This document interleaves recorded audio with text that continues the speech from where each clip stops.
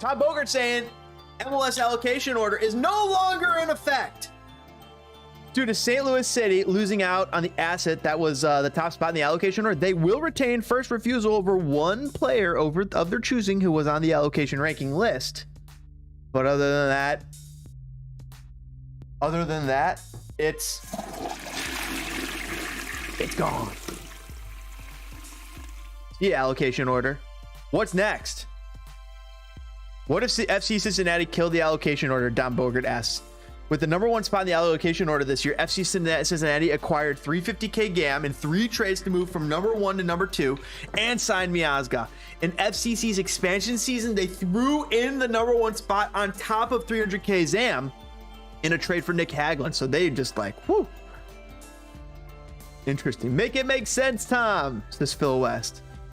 The real allocation order was the friends we lost along the way, trying to explain the allocation order.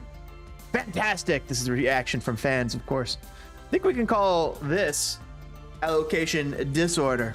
I'll see myself out. A great day for MLS's tactical manager. Progress, says MLS Now. Bob Williams saying, so what does this mean for the MLS podcast allocation disorder? Glad there is no logical reason San Jose should have needed to send St. Louis anything for Guaitso. He played for Dallas and they got a transfer fee before St. Louis had even announced a possible franchise. Alan saying, so LAFC had someone they wanted to get but didn't want to go through the allocation order? Steve saying, we're getting to the real point. Are the U.S. billionaires ready to bid for the best talent to make MLS relevant, or to be happy to continue to be minor leaguers? The fans need to see better soccer in order to be interested in the MLS. The alternative is on TV. There's a lot of truth to what Steve's saying. The alternative is on TV. The alternative is very available to all these fans. Premiership was on this morning. Watching Premiership, gonna watch Premiership, and then Premiership's over, we're going to go watch NFL playoffs. Where does the MLS fit in? Well, the MLS isn't playing right now. First off, they're starting preseason. Right now they're in preseason form over in Cancun, or at least for Chicago Fire, that is, and other teams, of course, all about the world, getting ready for the MLS 22-23. But what needs to be done to make MLS more interesting to fans in USA and across the nation and across the world? Does that mean bringing in bigger names, bigger, better talent? You know what? I think so, because guess what happened when Gareth Bale arrived? A lot of people's heads just went like that.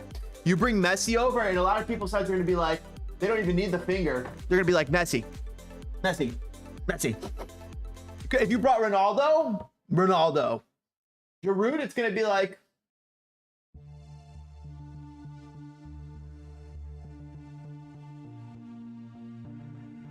Giroud.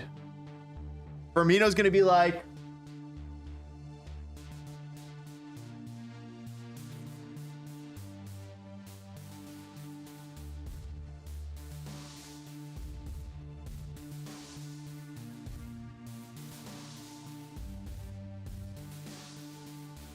that's gonna be the Firmino experience if he's on Chicago Fire. You'll turn. You'll doing a little something. Back to Europe. Oh, a little something from Firmino, maybe Chicago Fire. Back to Europe. Maybe a little something longer from Chicago Fire. Back to Europe. Chicago Fire. Maybe they make the playoffs. Maybe they do better. But what is a big name player that changes up this squad, that changes up this roster competition, that makes this team a winner? Because Shaqiri is not enough to put this team over the top. They need one more stud. Who is that stud? Let us know in the comments.